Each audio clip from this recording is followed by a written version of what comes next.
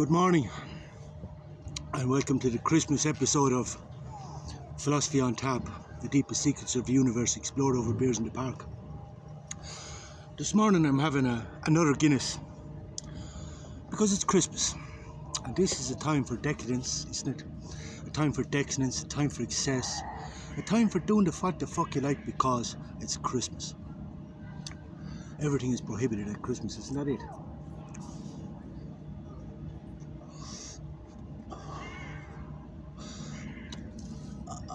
I'm going to tell you this morning about my Christmas because all through all these videos I always talk about my experiences and my conceptual experiences and how I apply my philosophy and how philosophy is applied to manage your emotions. So now I'm going to talk about my Christmas and tell you how it's going. Initially, coming up to Christmas, people were saying to me, "What are you doing for Christmas, Dave? What are you doing for Christmas, Dave?" And I said, we get the Christmas we're getting. You know, the future is uncertain and not ours to control. We get whatever Christmas we're getting. And you can't force life, you know what I mean? So I sort of, at this time of year, this is when you really have to be on your bring your A game, because this can be a very emotionally turbulent time of year for everybody, despite the fact that they put on the big fucking Merry Christmas fucking thing. It can be a very emotionally turbulent time of year, and therefore it's a great time of year to practice your philosophy, because you can be sure of one thing: you're going to get every opportunity. Someone like me is, anyway. So people were saying to me, "No, what are you doing for Christmas? What are you doing for Christmas?" And I said, yeah, okay, well, we'll have to start moving in some direction. So I said, hypothetically, we'll have a turkey, we'll have dinner, I'll cook dinner for 5 or 6 of the people who are closest to me in the hostel. And I said, I'll go and buy a turkey and I'll cook dinner on Saturday evening, because in Latin America and in other parts of the world, they have a tradition of having Christmas dinner on the 24th. In Ireland, we have it on the 25th. That'll be today. But I said we'll have dinner on the 24th because, I'm flexible enough, you know. So anyway, that was grand. Saturday evening then I said, here, I better get off my arse and go looking for this turkey, because I wanted the turkey to stay fresh. So I went off to Kaufland looking for a turkey. No turkeys left, only frozen ones. And I just looked at the universe. I just said, what the fuck is this? I'm not getting a turkey, am I? And I said to myself, I'm going to have to try and mitigate this. So I went off to the local butchers to say, any turkeys? No, all turkeys sold out. Went off to Lidl, no turkeys, all turkeys sold out. And I said, oh, fuck this. At this stage I started laughing, and I said, right, this is not going as I hypothetically thought it might go, but I'll just have to sit back and see what direction this is going in. And then my soul said to me, Dave, if you sit down and have dinner with 5 or 6 in the midst of everybody, in the midst of a community, while other people feel excluded, it's not really good for the sense of community. I said, you're right. That wouldn't really be fair, or wouldn't be really maybe the right thing to do. So I said, I can't afford to feed everybody, so I'll have dinner in a discreet location with a good security door. You want C4 to put the fucking thing in. I'm telling you, they know what a good security door is here. So we decided Christmas dinner was going to be Swedish meatballs, honey, mustard glazed ham, and vegetables, carrots, broccoli, all the usual shit. But anyway, that was grand. I bought the ingredients yesterday morning, cooked the dinner and all the rest. Dinner was ready. And then I went off back to the hostel, and I came back to the dinner with a date. Unexpected. Now, this did not fly well, as you can imagine. This did not fly well. But there has to be tolerance, because isn't that the way it has to be? There has to be tolerance. It's Christmas. There has to be tolerance. There has to be tolerance. But as I said to one of the girls during the week, when she said to me, tolerance, Dave, there has to be tolerance, I said to her, tolerance is the lube that's used to insert the dildo of dysfunction in the ass of society. Now, what I meant by this is for her to rethink this whole value of there has to be tolerance. Because if there has to be tolerance, and you go with that line, there has to be tolerance. If you go with that line, there has to be tolerance. This causes a suppression of the emotions, a suppression of the anger, the jealousy, all the negative emotions that may arise as a result of different eventualities. And if you suppress those emotions, it's going to lead to one thing, either depression or Mount Vesuvius. Well, it's going to come out. In one way or another, any suppressed emotions are going to come to the surface, one way or another, in uglier ways than might initially if you hadn't suppressed them in the first place. But anyway, it did, as I said anyway, there had to be tolerance, and there was tolerance, so the necessary illusions were put in place to mask the underlying feelings.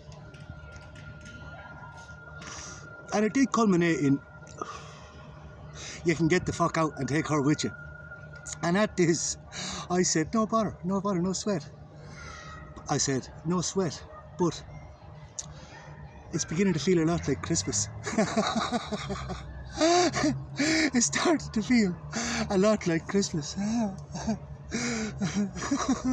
All the Christmases I know anyway. But very enjoyable for me nonetheless. I enjoy it all, you know. I enjoy it all.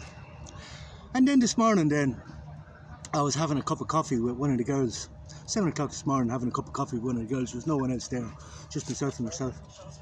And this was really, really lovely. Probably my favourite Christmas moment so far. Because coffee in the morning with her, as Johnny Cash said, this was his idea of heaven. And as I say, there must be contrast. And relative to last night's fiasco and all the bullshit, as nice as the meal was and everything else, this was just enough. This was beautiful. This was just lovely.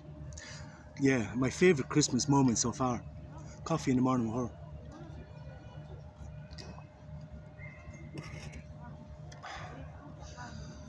But on reflection, as I say, you know, I'll teach philosophy, but I also, I like the universe, I'll give you every opportunity to practice that philosophy. And as I say, if you need love, you must ask yourself why you need love.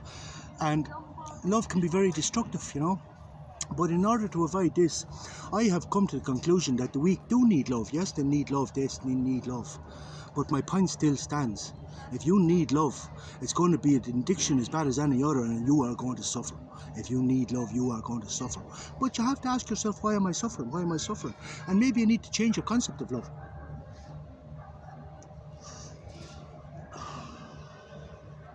And as I say, there can be no tolerance without understanding, there can be no love without understanding, but there must be understanding. But if there's no understanding, as I say, masking the emotions is not going to resolve anything. And you have to ask yourself, the question to ask yourself is, why am I suffering? Why am I suffering? And do you wish to reevaluate your values and maybe contemplate your concepts? Because as I say, you know, understanding will lead to a paradigm shift in which the negative emotions do not arise. But delusions don't work. Delusions do not work. Yeah. So as far as I'm concerned, Christmas is going well, really well. For me, it's a teaching moment. It's an experience, and I just enjoy it all. But there's a few things to remember at this time of year. A few things to remember at this time of year. There's a few Stoic mantras, like, for example, it is not within my power to have everything I want, but it is within my power to want nothing. And this is very, very important, and a lot of people cannot understand this. And it takes a bit of philosophy to understand this, because you can't just read this shit in a book and apply it at the flick of a switch. No, you have to practice this shit. You have to seek to understand, and constantly adapt. And learn what it's like to want nothing. And in a paradoxical universe, the way to have everything is to want nothing. And this understanding of this is paramount to managing your emotions. Another one then is, don't wish for things to be different. Wish them to be as they are, and your life will go smoothly. Now, this doesn't mean that you have to accept everything, No, seek to understand.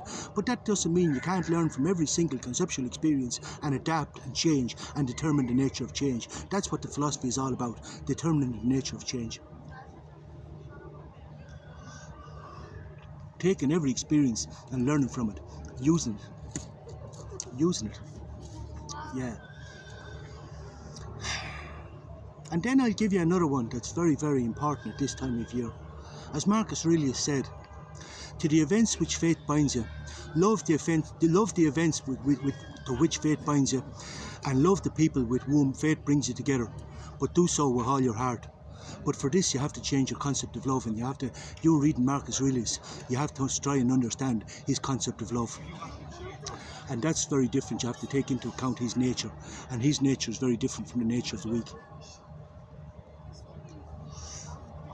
Because, as I say, when you seek to understand, I can understand that they need love, but I can also understand that if they want to go on an emotional roller coaster, continue to do so unless they can ask themselves why they need love and start to address the underlying cause, the same as any addiction, or suffer on. The choice is theirs. You can't save anybody. They can only save themselves. And that's very important to remember. You can't save anybody, they have to save themselves. And they can only do this by seeking to understand, by applying the philosophy, pick up whatever I'm laying down. Yeah.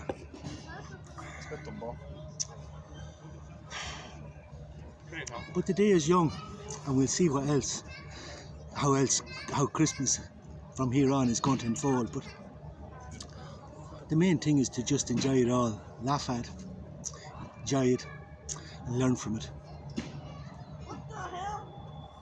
With no expectations. And this is hard. Everything is a hypothesis. Everything's a possibility and a probability, but a hypothesis nonetheless. But the most important thing, especially when it comes to love, is stay in control of yourself. Stay in control of yourself. As Nietzsche said, love is blind and friendship closes its eyes. And this is very, very true.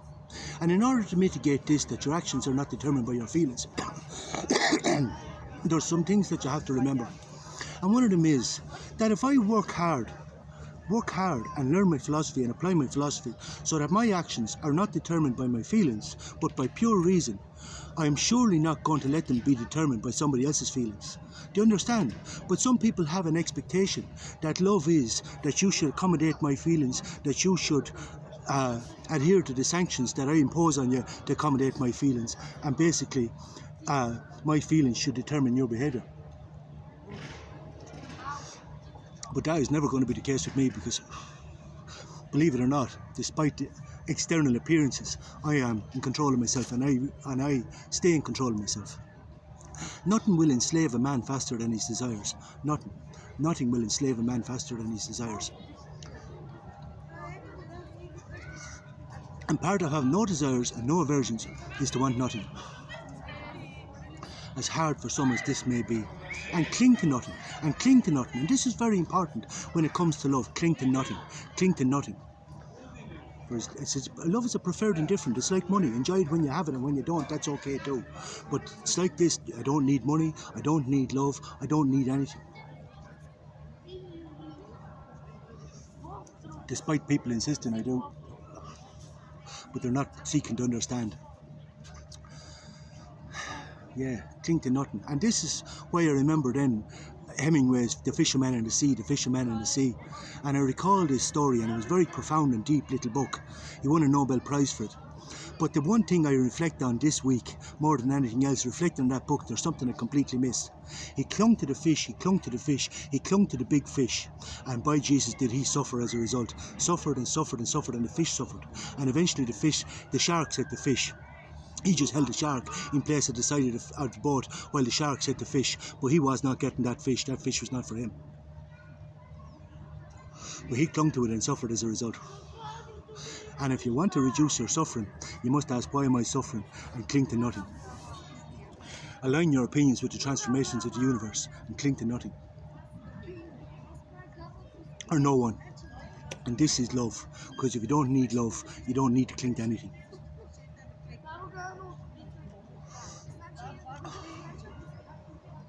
So that concludes this episode of Philosophy on Tap. And happy Christmas, and I hope you all enjoy what's left of it. Yeah. Enjoy it all. Good morning.